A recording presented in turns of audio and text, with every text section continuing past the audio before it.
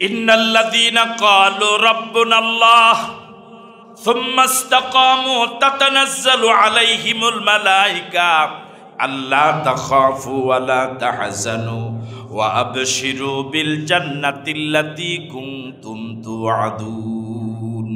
আল্লাহু আকবার। অনুবাদ করার আগে আপনাদের কাছে প্রশ্ন, একজন ইমানদারের কাছে সবচেয়ে দামি সম্পদের নাম কি? আরো আসতে বলেন। পিছনের ভাইরা কি বলছেন কথা? সবচেয়ে দামি সম্পদের নাম, আবার বলেন সবচেয়ে দামি সম্পদের নাম। এত দামি সম্পদ আর হতেই পারে না। এক পাল্লা যদি লা ইলাহা ইল্লাল্লাহ দেওয়া যায়, আরেক পাল্লা যদি 7 আকাশ 7 জমিন দেওয়া হয়, মর্যাদার দিক থেকে লা ইলাহা ইল্লাল্লাহর পাল্লাটাই ভারী হবে। এমন দামি সম্পদ আকাশেও নাই, জমিনেও নাই। কিয়ামত ঠেকানো যাবে না অস্ত্র দিয়ে, কিয়ামত ঠেকানো যাবে না টাকা দিয়ে, কিয়ামত ঠেকানো যাবে না যুদ্ধ করে বোমা মেরে, কিয়ামত ঠেকানো যাবে না ক্ষমতা দিয়ে। তবে এই পৃথিবীতে একজন মানুষ যদি লা ইলাহা ইল্লাল্লাহ বলার মতো থাকে, ততদিন পর্যন্ত আকাশ জমিন ধ্বংস হবে না। এবার আপনাদের হাজারো জনতার কাছে প্রশ্ন, আমরা কি কালেমা পড়েছি? অনেকে পড়ে নেই তো, কালেমা কি পড়েছি? তাহলে পৃথিবীর শ্রেষ্ঠ সম্পদ কি আমার আপনার কাছে আছে না নাই? আছে। মুরব্বী বলে না, আছে। এই ঈমান টাকার সাথে সম্পৃক্ত বিষয় নয়। যদি ঈমান টাকার সাথে সম্পৃক্ত বিষয় হতো, তাহলে কারুন ঈমানদার হতো, ঠিক নয় কি? যদি ঈমান টাকার সাথে সম্পৃক্ত বিষয় হতো, তাহলে বর্তমান পৃথিবীর শ্রেষ্ঠ ধনী বিল গেটস সে 1 নাম্বার ঈমানদার হতো। ঈমান ক্ষমতার সাথে সম্পৃক্ত বিষয় নয়। ঈমান যদি ক্ষমতার সাথে সম্পৃক্ত বিষয় হতো, তাহলে ফেরাউন 1 নাম্বার ঈমানদার হতো। ঈমান এটা ক্ষমতার সাথে সম্পৃক্ত বিষয় যদি হতো, তাহলে বর্তমান আমেরিকার প্রেসিডেন্ট জো বাইডেন এই যুগের 1 নাম্বার ঈমানদার হতো, ঠিক নয় কি? ঈমান যদি টাকার সাথে সম্পৃক্ত বিষয় হতো, আমরা যারা এখানে গরিব আছি, আমরা ঈমান পেতামই না। ঈমান যদি ক্ষমতার সাথে সম্পৃক্ত বিষয় হতো, আমরা এখানে যারা আছি, এখানে আমার মন বলে কেউ চেয়ারম্যান মেম্বার একজনও নাই। আছেন কেউ এখানে চেয়ারম্যান? যারা জব দেন সব মেম্বার তো মনে হয়। আমরা এখানে কেউ চেয়ারম্যান মেম্বার আছি? হ্যাঁ, আমরা যে মাতেন না, কোন ফদলে বই রয়েছেন? না, সামনে খাড়াইবেন। এখন তো বইটা থাকলে ফাঁস করে নেবেন, খাড়াইবেন কিন্তু। আমার ভাইয়ারা, যদি ক্ষমতার সাথে ঈমান যদি ক্ষমতার সাথে সম্পৃক্ত হতো, এই ছাদের নিচে মসজিদে আমরা কেউ ক্ষমতার অংশীদার নই, আমরা ঈমান পেতামই না। কথা বল, ঠিক নয় কি? আমরা কেউ ঈমানদার হওয়ার সুযোগ। আমার ভাইয়ারা, ঈমান যদি সুন্দরের সাথে সম্পৃক্ত হতো, সুন্দর হলেই ঈমান পাওয়া যাবে, তাহলে রাসূলের চাচা আবু লাহাব ঈমানদার হয়ে যেত। আমরা আজকে ময়দানে যারা কালো মানুষ আছি, আমরা ঈমান পেতামই না, আমরা ঈমান পেতাম। ঈমান যদি শিক্ষার সাথে সম্পৃক্ত হতো, এখানে অনেক মুসলমান ঈমানদার আছে, লেখাপড়া জানে না, দস্তখত জানে না, কিচ্ছু জানে না। তাহলে ঈমান যদি শিক্ষার সাথে সম্পৃক্ত বিষয় হতো, তাহলে অশিক্ষিত যারা আমরা এখানে, অশিক্ষিত যারা আছি, ঈমান পেতাম না, ঠিক নয় কি? তিনি আমাদের এমন আল্লাহ, তিনি আমাদের এমন দয়ালু আল্লাহ, তিনি আমাদের এমন দয়ালু আল্লাহ। ঈমানকে টাকার সাথে সম্পৃক্ত করেন নাই, ক্ষমতার সাথে সম্পৃক্ত করেন নাই, লম্বার সাথে সম্পৃক্ত করেন নাই, চেয়ারের সাথে সম্পৃক্ত করেন নাই, বরং তার দয়ার উপরে সম্পৃক্ত করেছেন। আর এই কারণে আমাদের মতো গরিব, আমাদের মতো অশিক্ষিত, কম শিক্ষিত মানুষেরও ঈমান পেয়েছি। এই জন্য মন থেকে কি আলহামদুলিল্লাহ বলা যায় না? আরো জোরে বলেন আলহামদুলিল্লাহ। বলেন আলহামদুলিল্লাহ, আরেকবার বলেন আলহামদুলিল্লাহ।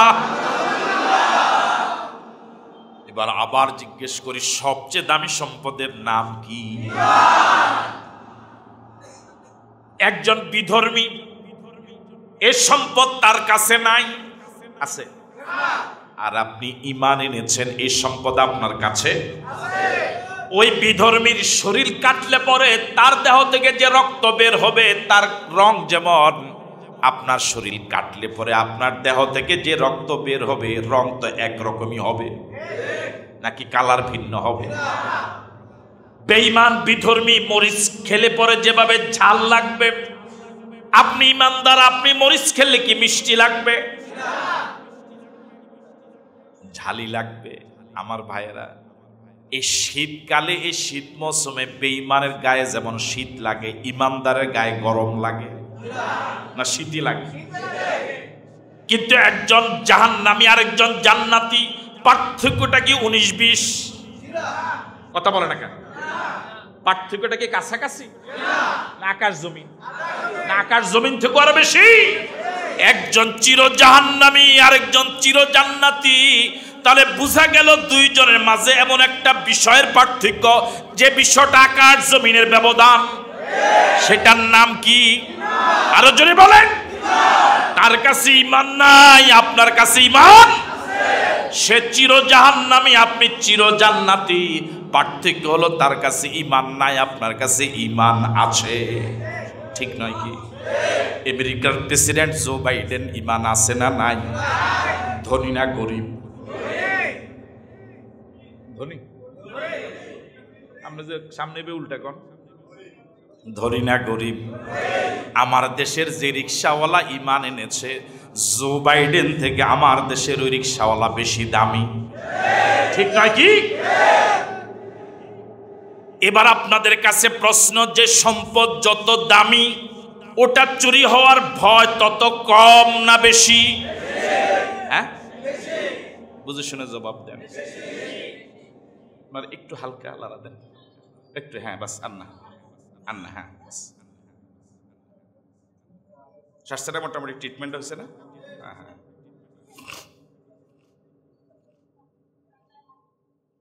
যে সম্পদ যত দামি, এটা চুরি ডাকাতি হওয়ার ভয় তত।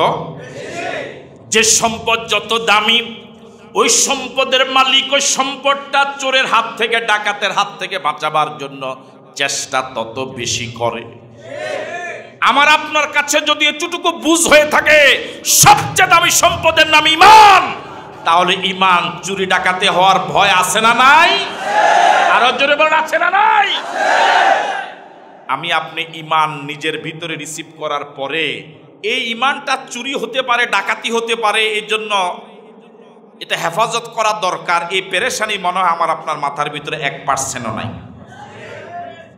কথা কয় না? কবে তো নাইছে, একদম ডাহা উদা কথা। 50,000 টাকা সংরক্ষণের জন্য আমার আপনার যত তৎপরতা, ঈমান নামক মহাসম্পদ, এটা যে কোনো ভণ্ড পীরের হাতে যেন চুরি না হয়, ডাকাতি না হয়, এই জন্য কি এই পুরা জীবনে 1 মিনিটও কি চিন্তা করছি?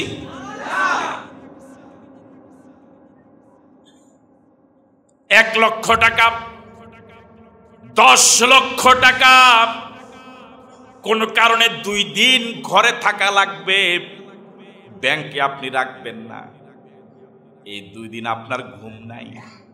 ঠিক নয় কি? এটা কোথায় ঢোকান? এটা কোথায় ঢোকান? আলমারির কোন জায়গায়? আলমারির কোন জায়গায়? ছোট্ট একটা ডয়ের, এটা সিন্দুক। সিন্দুকের কি আলাদা তালা আছে? তালা লাগানোর পরে আবার দরজায়, আলমারির ভিতরে তালা কয়টা? একটা হলো মূল তালা, আবার একটা হলো, এবার চাবিটা রাখেন কোথায়? এটা কি কয়? এখন তার সিস্টেম নাই মনে হয়।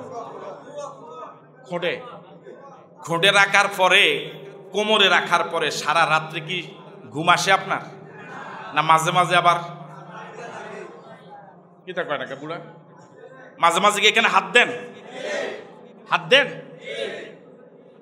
আমার ভাইয়েরা, চাবি ছিল 5টা, হাত দিয়েও আপনি নিশ্চিত না যে আলমারির চাবিটা আসনি, আবার চাইলেন, ঠিক কিনা? চাবি রাখলেন বালিশের নিচে, রাতে উঠে কিন্তু মাঝে মাঝে আপনি দেখেন বালিশের নিচে চাবিটা আছে কিনা, ঠিক নয় কি? ওযু ভাঙ্গার কারণ এই দেশের মানুষ জানে। ওযু করে আসার পরে এই মসজিদের গেটে ঢুকাকালীন সময় ছোট্ট একটু আওয়াজ হয়েছে। আপনারা আছেন এখানে? কি হয়েছে? আওয়াজ তো বুঝেন আপনারা। সে কি আর মসজিদে ঢুকবে? কথা বলে না, ঢুকবে? কেন ঢুকবে না? এই লোকটা লেখাপড়া না জানলেও এতটুকু জানে যে এখন আমার কি নাই। কথা বলে না, কি নাই? তাকে জোর করেও মসজিদে ঢুকাতে পারবে না, সে চলে যাবে। যাইয়া হয়তো ভালো মুসল্লি হইলে আবার উজু করে আইব, আবার যদি মুসল্লি মাঝে মাঝে হয় কবে তোর এটা যেন গেছে গায়ে আজকে পড়তে পারে, ঠিক নাকি? এটা যখন রাখতেই পারলাম না আজকে আর পড়তে হবে না, কিন্তু এরপরও সে অজুবিহীন নামাজ। এদেশের মানুষ ঈমান ভঙ্গের কারণ জানে না, অজু ভঙ্গের কারণ জানে, রোজা ভঙ্গের কারণ জানে, কিন্তু ঈমান ভঙ্গের কারণ। এই কারণে ঈমান যে তার কবে গেছে এ পর্যন্ত কোমরে হাত দিয়ে একবারও দেখে নাই, বালুশের নিচে মাথা হাত দিয়ে একবারও দেখে নাই। ওর ঈমান যে 10 বছর আগে গেছে গা ও জানেই না। ও কথা বলে না, ঠিক কিনা? আমার ভাইয়ারা, একজন ইমানদারের সবচেয়ে দামি সম্পদের নাম ঈমান। ঈমান এবং ঈমান, এই ঈমান এটা হেফাজত করার জন্য আমার আপনার যে পরিমাণ চেষ্টা প্রচেষ্টা থাকা দরকার, এই পরিমাণ চেষ্টা প্রচেষ্টা নাই। চেষ্টা যে করা লাগবে এই চিন্তাও মাথার নাই। আমার আপনার ঈমানের জন্য সবচেয়ে ক্ষতিকর দুষ্ট শত্রুর নাম কি? ইবলিস। নাম কি? আরো জোরে বলেন, আরেকবার বলেন। দুনিয়াতে মানুষের শত্রু আছে, আপনাদের আছে? এরকম কোন মানুষ পৃথিবীতে নাই যার কোনো শত্রু। এখানে একজন একটু হাত তোলেন যে হুজুর আমার একজন শত্রু নাই। আছেন কেউ? কি আছে? কার শত্রু নাই? আপনার শত্রু নাই? আপনি যদি আগের কথা ঠিক থাকতেন তাহলে তো সবাই আপনার শত্রু হয়ে যেত, এখানে হয়ে যেত যেতে কইলুক। পৃথিবীতে এমন কেউ নাই যার কোনো কি নাই। আচ্ছা, এই পৃথিবীতে আপনার যে চরম শত্রু মাঠে আছেন আপনারা, যে আপনাকে 13 নম্বর মামলায় আসামি বানালো, আপনাকে জেল খাটালো, আপনার ঘর বাড়ি ধ্বংস করলো, জায়গা জমিন দখল করলো, এই লোকটাও কি আপনার 24 ঘন্টা আপনার বিরুদ্ধে লেগে থাকে? সে কি সাংসারিক কাজকর্ম করে না? ভালো করে আগে বুঝেন। আপনার দৃষ্টিতে পৃথিবীতে আপনার যে চরম শত্রু সেও কি 24 ঘন্টা আপনার পিছনে লেগে থাকে? সে হাল চাষ করে, ব্যবসা বাণিজ্য করে, চাকরি বাকরি করে, রাজনীতি করে, সবই করে, মাঝে মাঝে ফোড়া দেয়। কথা কয় না, ঠিক কিনা? তাহলে চরম শত্রুও কারো পিছনে 24 ঘন্টা লেগে, হয়তো 24 ঘন্টা আপনার পিছনে সে আধা ঘন্টার সময় দেয়, অথবা সপ্তাহে 1 ঘন্টা দেয়, অথবা মাসে 2 দিন দেয়। কাম বানায় না? আচ্ছা, কাম বানাইলো, ঠিক আছে কথা। কিন্তু আমার আপনাদের কাছে প্রশ্ন, এই 24 ঘন্টার ভিতরে 1 ঘন্টা সময় দেয়, মাসে 2 দিন সময় দিয়া যদি কাম বানায় এলায়, কাম ইবলিস কি আমার আপনার ঈমান চুরি করার জন্য মাসে কি 1 ঘন্টা সময় দেয়? 24 ঘন্টা কি মাত্র একদিন একবার সময় দেয়, নাকি 24 ঘন্টাই সময় দেয়? আমি কি বুঝাতে পারছি আপনাদেরকে? এই জন্য আল্লাহ পাক ইবলিসের ব্যাপারে বলেছেন আদুউম, প্রকাশ্য শত্রু। এত বড় শত্রু আর হতে 24 ঘন্টার ভিতরে 1 সেকেন্ড ইবলিস অবসরে আপনার পিছনে নাই, এরকম একটা সময়। মসজিদে ঢুকলো ইবলিস আছে না নাই? ওয়াজে বসছেন ইবলিস, এবার বলুন তো, এবার আপনাদের কাছে প্রশ্ন, ওনার কথা অনুযায়ী 24 ঘন্টার ভিতরে 1 ঘন্টা মানুষ শত্রু আপনার পিছনে লেগে থাকে, মাসে 1 দিন 2 দিন সময় দিয়ে যদি কাম আমনে কোন কাম, তাহলে মাসে 1-2 ঘন্টা সময় দিয়ে যদি কাম বানাইয়া লায়, যে ইবলিস 24 ঘন্টায় সময় দেয়, এতে কি কামটা বানাইব? ওরে কথা কয় না কা, হ্যাঁ উপায় নাই, কথা ঠিক কনি?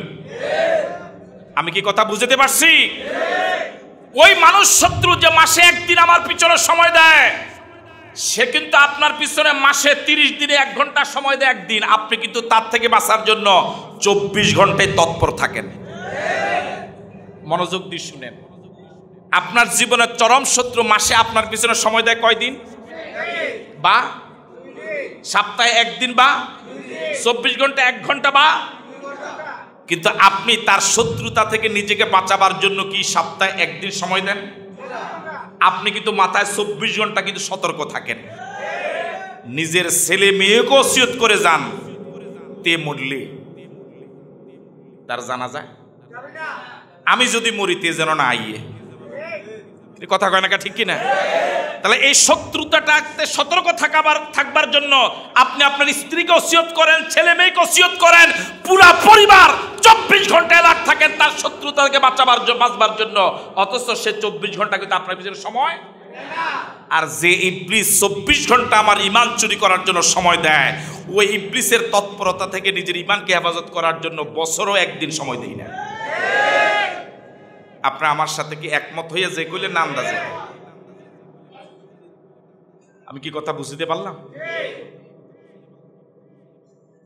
সারাটা জীবন ইবলিস একজন ইমানদারকে বেঈমান বানাবার জন্য যত চেষ্টা চালায়, তখন ইবলিস হয়রান হয়ে যায়, পাগল হয়ে যায়, পেরেশান হয়ে যায়, যে 80 বছর তার পিছনে সময় দিলাম, বেঈমান বানাতে পারলাম না। পৃথিবীর সবচেয়ে দামি সম্পদ ঈমানটা তার কাছ থেকে হাইজ্যাক করতে পারলাম না, তাকে বেঈমান বানাতে পারলাম না, তাকে গরিব বানাতে পারলাম না। এখন তো লোকটা মুমূর্ষ অবস্থায় চলে গেল, কয়েক মিনিট পরে কবরে চলে যাবে, মরে যাবে। এই শেষ সময়ে যদি অন্তত তাকে বেঈমান বানাতে পারি, তাহলে আমার 80 বছরের চেষ্টা। 12 বছর আপনার ছেলে লেখাপড়া করেছে, কয় বছর? 12 বছর লেখাপড়া করে ভালো রেজাল্ট করে আজকে ইন্টারভিউ দিয়েছে, চাকরির পাশ করেছে। আমার ভাইয়েরা ইন্টারভিউতে রিটেন পরীক্ষা দিয়েছে, 30 মিনিট, বাইবা দিয়েছে 15 মিনিট, মোট কয় মিনিট? আসা যাওয়াতে 2 ঘন্টা করে 4 ঘন্টা, কয় ঘন্টা হইল? 4.5 ঘন্টা হলো। আপনি কি, আপনার এই ছেলে কি এই 4.5 ঘন্টা আমি সফল এটা বলবে, না আমার 12 বছরের জীবন সফল? আমি বুঝতে পারি না। সে আজকের ইন্টারভিউ তো দিল, লিখিত পরীক্ষা দিল মাত্র 30 মিনিট, ভাইবা দিল মাত্র 15 মিনিট, সে পাশ করলো, চাকরি হলো। সে কি বলবে যে আমার 1 ঘন্টার সময় সফল? কি বলবে? আমি 12 বছর লেখাপড়া করেছি, কষ্ট করেছি, আমার 12 বছরের ছাত্র জীবন সফল। ঠিক নয় কি?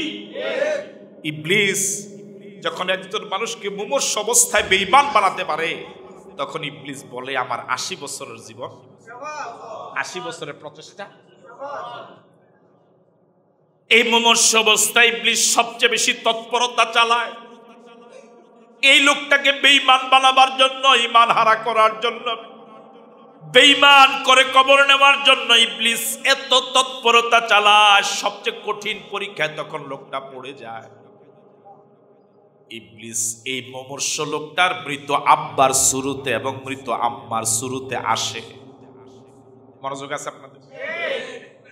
এই মুমূর্ষ লোকটার চারপাশে তার ছেলে মেয়ে বসা, স্ত্রী বসা, আপনজনেরা বসা, আব্বা আব্বা বলে কান্নাকাটি করে মা বাবার জন্য, মায়ের জন্য। অন্য কেউ কিন্তু এই ইবলিসকে দেখবে না। এই লোকটা মুমূর্ষ অবস্থা দেখবে, আমার আব্বা আমার আম্মা। আসলে কি এই দুইজন আব্বা আম্মা না ইবলিস? আরো জোরে কম। একটু মনোযোগ দিয়ে শুনেন, এই পরীক্ষাটা কত কঠিন পরীক্ষা। এই পরীক্ষা কিন্তু আমার আপনার সামনে নাই। হ্যাঁ, না গেছে গা? আমার আপনার সামনে আছে। সবচেয়ে কঠিন পরীক্ষা ইমানদার পড়ে যায়। ইবলিস মৃত আব্বার শুরুতে, আম্মার শুরুতে সে বলে, দেখ আমি তোর আম্মা, আমি তোর আব্বা, আমি মরে গিয়ে দেখেছি, আমরা মরে গিয়ে দেখেছি। আলেমরা যা বলেছে, আলেমদের কথা শুনে যা আমল করেছি সব মিথ্যা। পীর মাশায়েখেরা যা বলেছে, কোরআন হাদিসে যা বলেছে, মরে গিয়ে বাস্তব জীবনে দেখেছি সব মিথ্যা। এখনো সময় আছে ছেলে, আলেমদের কথা বাদ দে, কোরআন হাদিস বাদ দে, হক্কানি পীর মাশায়েখের কথা বাদ দে, ঈমান এটা বর্জন কর। লা ইলাহা ইল্লাল্লাহ আমরা পড়ছিলাম, আমরা মরে গিয়ে দেখেছি লা ইলাহা ইল্লাল্লাহ না পড়ে আসলে কবরে শান্তি। আরো জোরে বলেন। এই লোকটা তখন মারাত্মক পরীক্ষায় পড়ে যায়। কি আব্বা আম্মার কথা শুনবে না উলামায়ে কেরাম হক্কানি পীর মাশায়েখের কথা শুনবে?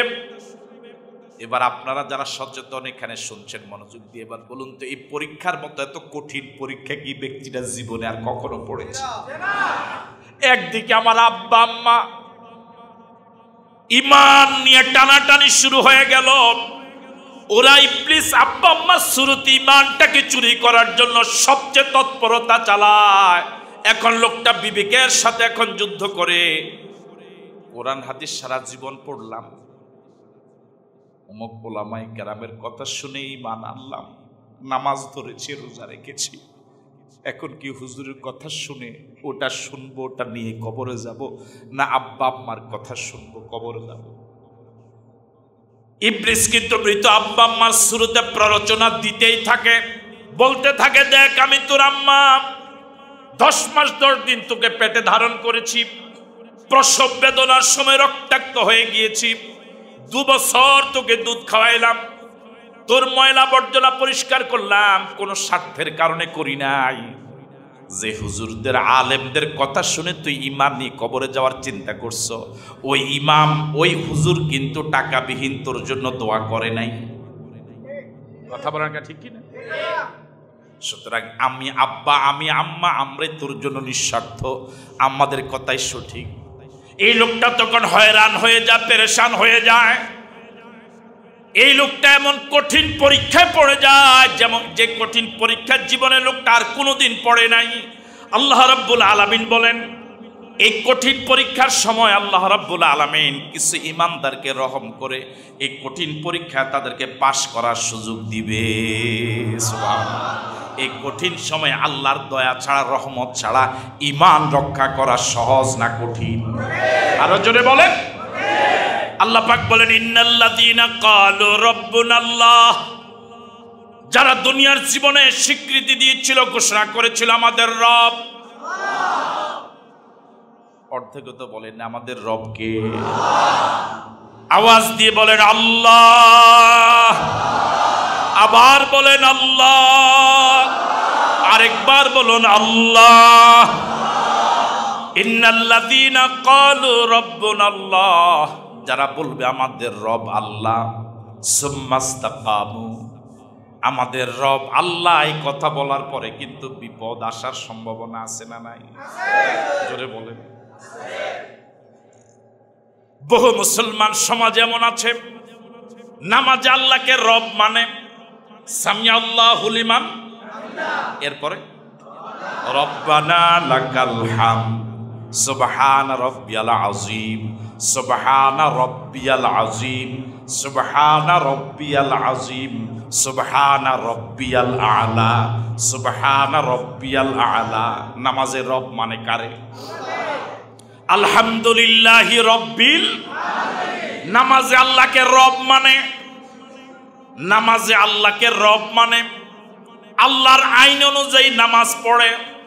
এই লোকটা নামাজ শেষে যখন দোকানদারিতে যায়, ব্যবসা বাণিজ্যে যায়, তখন সুদের কারবার করে। এরকম মুসলমান নামাজি বাংলাদেশে নাই? আছে? আছে? সুদ এটা আল্লাহর আইন না ইবলিসের আইন? তাহলে নামাজে সে রব মানছে কারে? ব্যবসাতে রব মানছে কারে? ব্যবসাতে রব মানছে কারে? এই লোকটা যখন হাল চাষ করতে যায় আরেকজনের আইল, এরকম নামাজি সমাজে আছে না নাই? নামাজে এই লোকটার রব মানছিল কারে? এখন হাল চাষে রব মানে কারে? নামাজে পড়েছেন সুবহান রাব্বিয়াল আলা, আমার রব সবচেয়ে বড়, আল্লাহু আকবার বলে শুরু করেছিল নামাজ। কিন্তু নামাজ শেষে আল্লাহ বিরোধী মিছিলের প্রথম কাতারে কথা বলে না, কাছে না নাই আমার ভাইরা? তাহলে সমাজের সিংহভাগ মানুষ শুধু নামাজ রোজাকে ইবাদত মনে করে, আর নামাজ রোজা হজ যাকাতের বাহিরে জীবনের সিংহভাগ ক্ষেত্রে আল্লাহকে রব মানে না, আল্লাহর আইন মানে না, বরং ইবলিসের আইন মেনে চলে। আপনাকে ইসলামে ঢুকতে হলে পরিপূর্ণভাবে ঢুকা লাগবে। আল্লাহ রাব্বুল আলামিন বলেছেন উদখুলু ফিস-সিলমি কাফা, ইসলামের ভিতরে অর্ধেক ঢুকো না পূর্ণভাবে ঢুকো? আরো জোরে বলেন। আপনি যে পীর সাহেবের মুরিদ, আপনার এলাকা 5 পীরের মুরিদ আছে, কয় পীরের? আপনি 500 পীর সাহেবের বাড়িতে যান, 500 পীর সাহেবকে বছরে গরু দেন। কোন পীর সাহেব আমরা বেশি মায়া করব? কোন জনে করত না, 500 জনের সন্দেহ করব, তা আমারও দেয়। কথা কয় না, ঠিক কিনা? আমার সাথে কি আছেন আপনারা? 5 জনের হাতে উনি বয়াত হয়েছে, কোন পীর সাহেব কইব যে হে আমার মুরিদ? সবাই সন্দেহ করব যে আমারও তে পীর সাহেব কয়, হেরেও কয়, তে আসলে 2 নম্বর। কথা কয় না, ঠিক কিনা?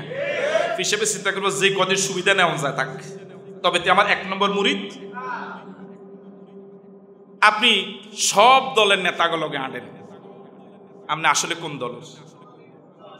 কথা কয় না কেন? এলাকাতে মেম্বারিত খাড়াইছে 5 জনে, কয়জনে? আমরা 500 জনের মিছিলে আছেন, এরকম লোক আছে না নাই? আপনি আসলে কার? এ দুনিয়ার সামান্য স্বার্থের বিষয়ে যদি একান্ত একজনের জন্য না হলে পরে আপনি বিশ্বস্ততা হারান, অথচ দুনিয়ার মানুষ আপনার মনের খবর জানে কে? আপনি 24 ঘন্টায় আল্লাহর জন্য কিনা এটা আল্লাহ জানে না? কথা বলেন, জানে না? আপনি নামাজে আল্লাহর জন্য, রোজাতে আল্লাহর জন্য, হজে আল্লাহর জন্য, কিন্তু আপনি ব্যবসা বাণিজ্য, চাকরি বাকরি, মিছিল মিটিং, রাজনীতি, অর্থনীতি, সমাজনীতি, আপনার শিক্ষানীতি সবটাই আল্লাহ বিরোধী কাজে। আপনি কি আসলে আল্লাহর হইতে পারছেন? কথা বলেন, আল্লাহ পাকের হতে পেরেছি? এই জন্য আল্লাহ রাব্বুল আলামিন বলেন আফাতুমিনুনা বিবাদিল কিতাবি ওয়া তাকফুরুনা বিবাদ ফামা জাযাউ মান ইয়াফআলু যালিকা মিনকুম ইল্লা খিজয়ুন ফিল হায়াতিদ দুনিয়া ওয়া ইয়াউমাল কিয়ামাতি ইউরাদ্দুনা ইলা আশাদ্দিল আযাব। তবে তোমরা সুবিধাবাদ জিন্দাবাদ, কিছু মানবা কিছু মানবা না, এই যদি হয় তোমাদের চরিত্র দুনিয়াতে অপমান করে জীবন, আর পরকালে জাহান্নাম। পরকালে কি? আমি উদাহরণ দিতে গিয়ে বলে থাকি, প্রায় আপনি এসএসসি পাস করার পরে, দাখিল পাস করার পরে যে কোনো কলেজে আপনি ভর্তি হতে পারেন, স্বাধীনতা আপনার। কিন্তু কোন কলেজে যদি একবার ভর্তি হয়ে যান, এখন আর স্বাধীনতা নাই, ওই কলেজের আইন মানাই লাগবে। যে কলেজে আপনি ভর্তি হলেন, এই কলেজে ভর্তি হওয়ার আগে আপনার চুল ছিল লম্বা, এরকম ছেলে এলাকায় নাই? আছে? হে কইবন, হেরে কইছি তোমার নাই, কইলাম। আপনি এই কলেজে ভর্তি হওয়ার আগে আপনি টি শার্ট পরতেন, জিন্সের প্যান্ট পরতেন, এরকম অনেক ছেলে আছে এমন শার্ট পরে, রুকুতে গেলে, সেজদা গেলে তার পিছনে যে মুসল্লি তার দিকে নজর গেলে, হ্যাঁ এরকম আছে না নাই? হের রুকুতে গেলে হের পরনে কি কিছু আছে না নাই এটা বুঝাই যায় না, বুঝেন নাই মনে হয়। কিন্তু যে কলেজে আপনি ভর্তি হলেন, ওই কলেজের আইন হলো চুল বড় রাখা যাবে না, সাদা শার্ট সাদা প্যান্ট। আপনাকে এখন এই কলেজের আইন মেনেই চলা লাগে।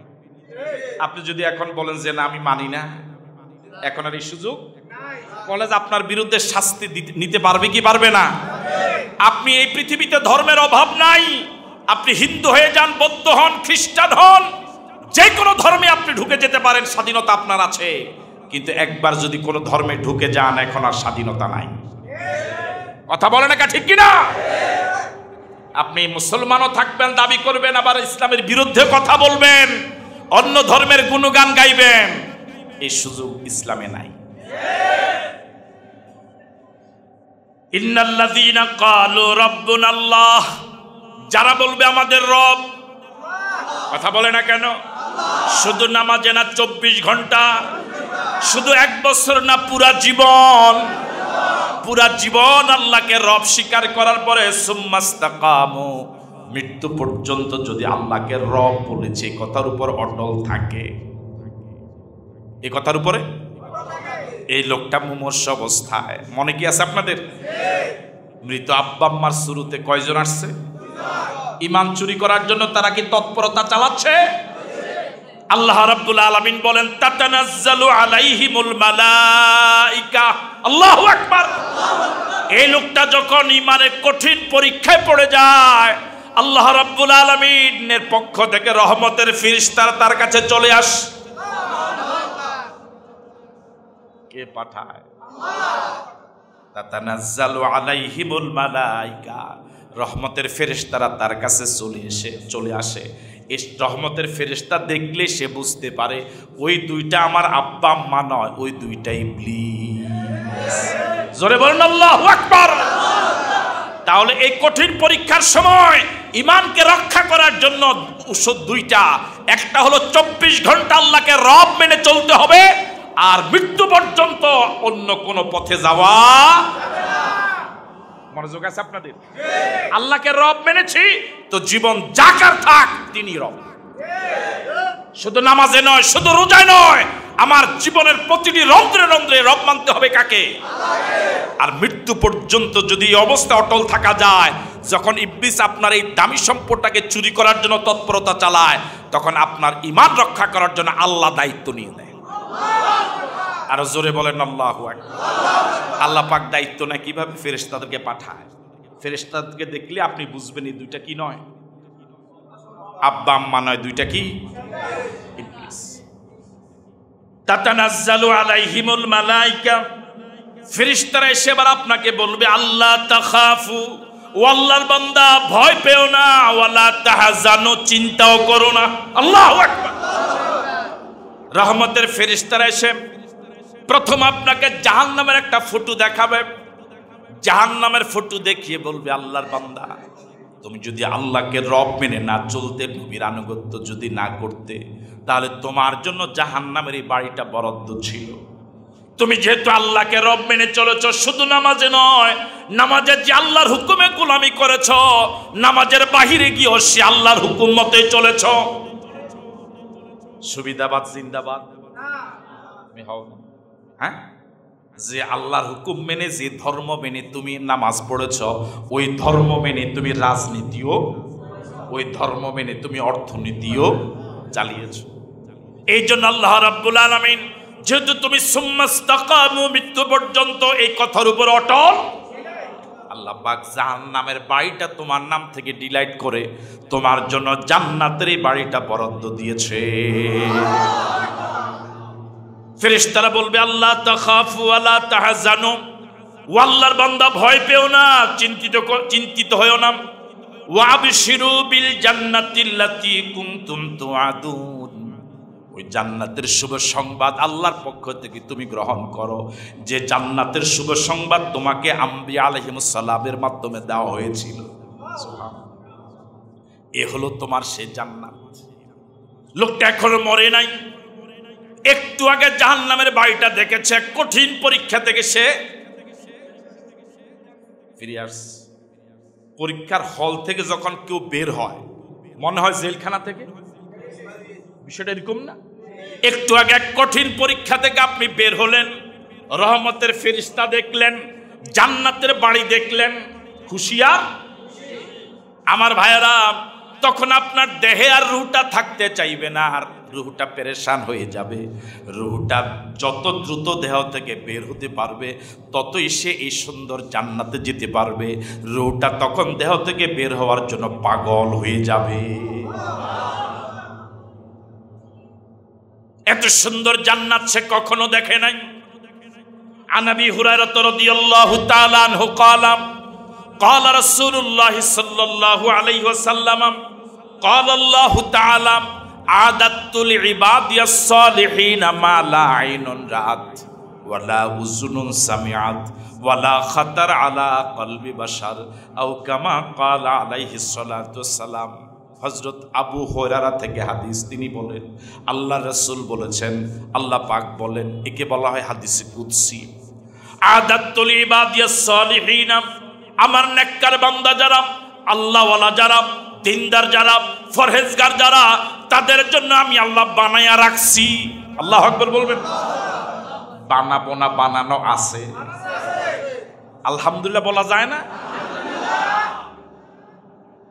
মা লা আইনুন রাআত, এমন চমৎকার জান্নাত কোন চোখ কোনদিন দেখে নাই। আল্লাহু আকবার। ওয়ালা উযুনুন সামিআত, এত সুন্দর জান্নাতের বয়ান কোনদিন কোন কান শুনে নাই। ওয়ালা খাতার আলা কলবে বাশার, কোন মানুষ কোনদিন কল্পনাও করে নাই।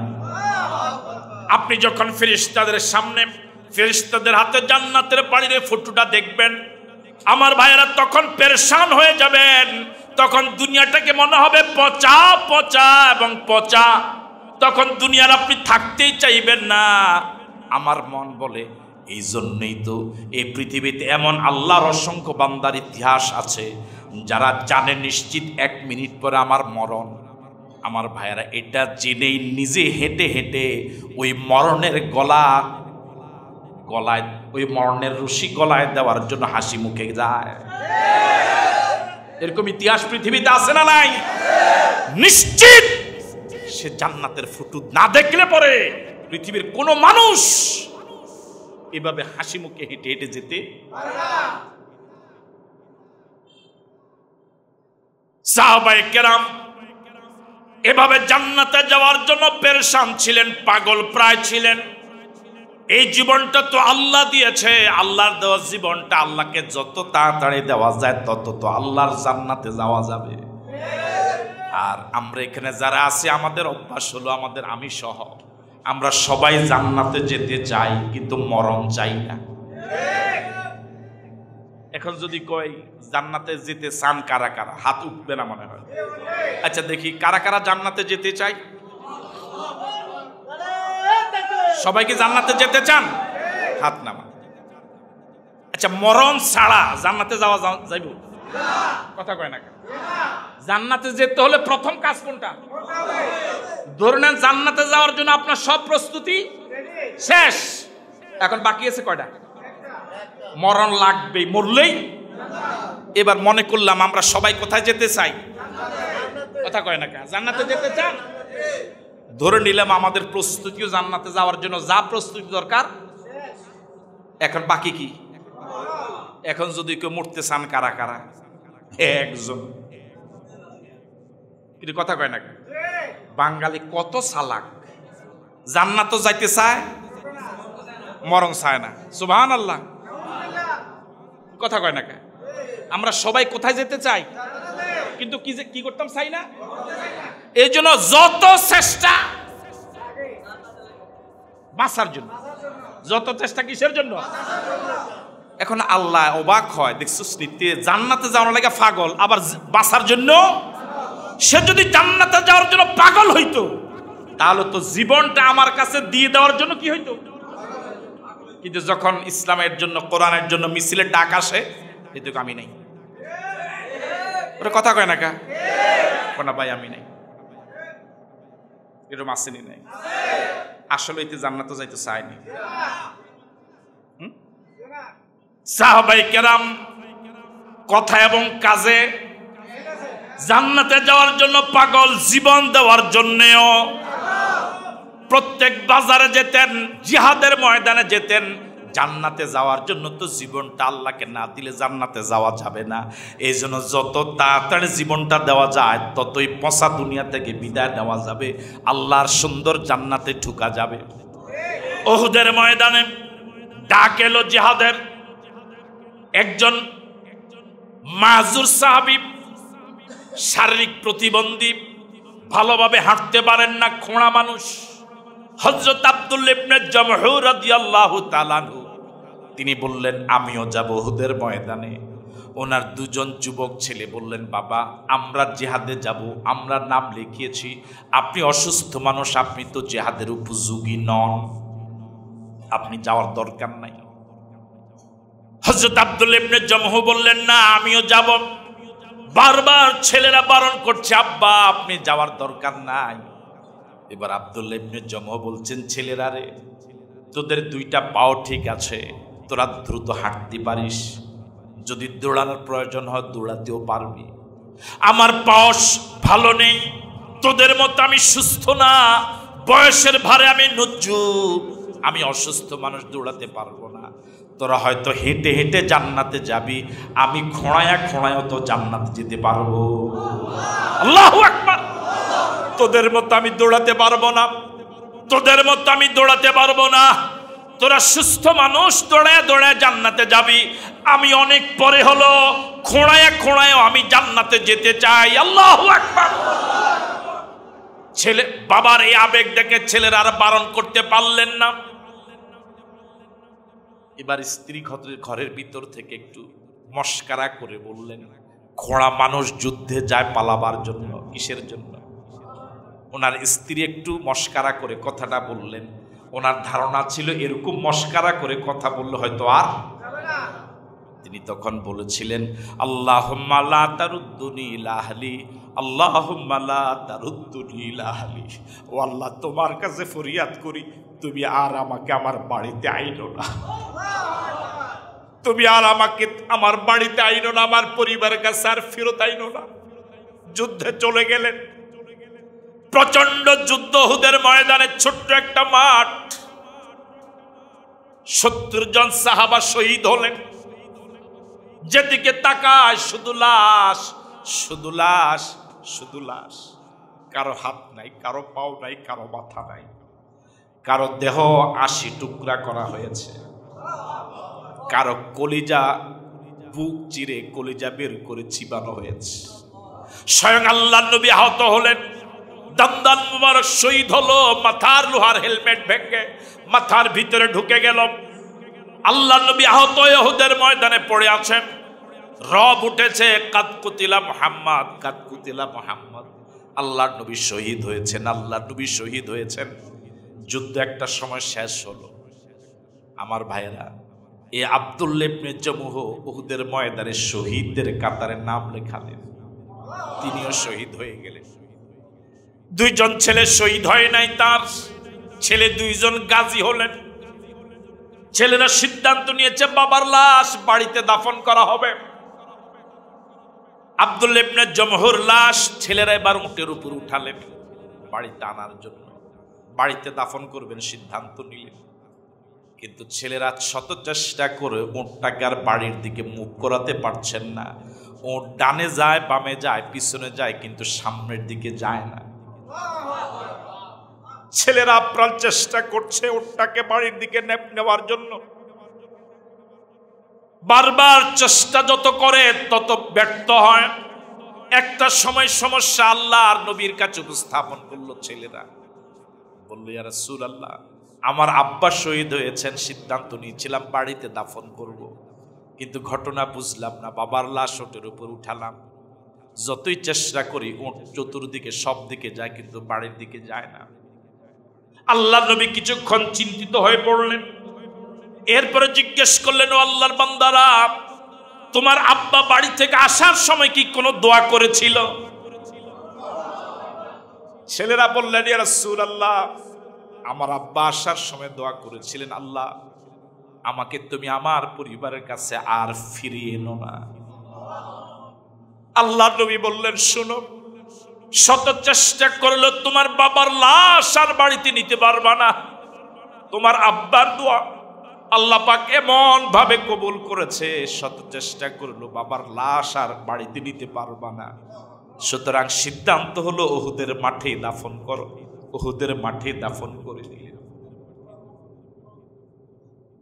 আমার ভাইয়ারা, মৃত্যুর সময় ইবলিসের কঠিন পরীক্ষা থেকে যদি নিজের ঈমানকে হেফাজত করতে হয়, এই আয়াত বলে ইন্নাল্লাযীনা ক্বালু রাব্বুনাল্লাহ, 24 ঘন্টা পুরা জীবন অর্থনীতি, রাজনীতি, সমাজনীতি, শিক্ষানীতি, ব্যবসা নীতি, বাণিজ্য নীতি যা আছে, পরিবার নীতি, সব নীতিতে রব মানা লাগবে কাকে?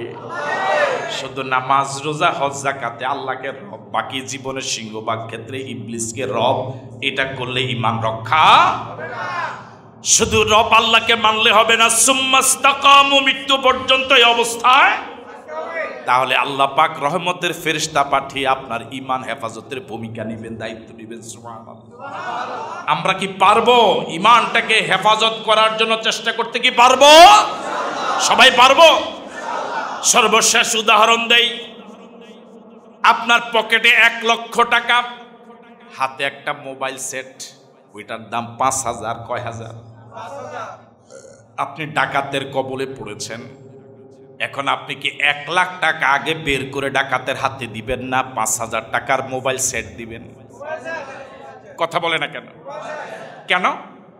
এটার দাম মাত্র 5,000, কিন্তু পকেটে টাকা গেলে তো কত যাবে? এবার 5,000 টাকা।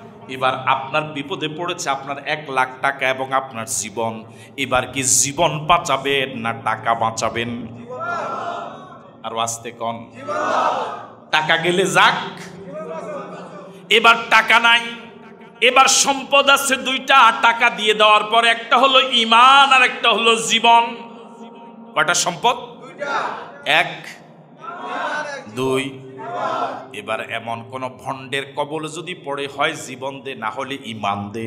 এবার কি ঈমান দেবেন না জীবন দেবেন? কথা বলেন।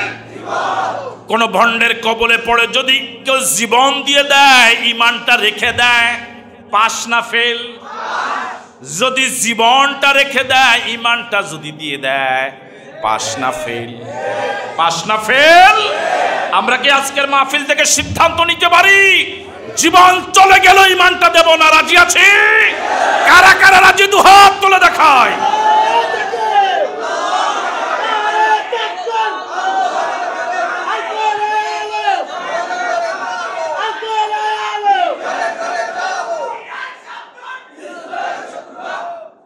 আমার ভাইরা, আমরা সবার জন্য দোয়া করি, সাবধান করে লাভ নাই। আল্লাহর কাছে হেদায়েতের দোয়া করি, আল্লাহ সবাইকে হেদায়েত দান করুন। আমার আলোচনা আমি এখানে শেষ করছি। আপনাদের সকলকে ধন্যবাদ এবং মুবারকবাদ জানাচ্ছি।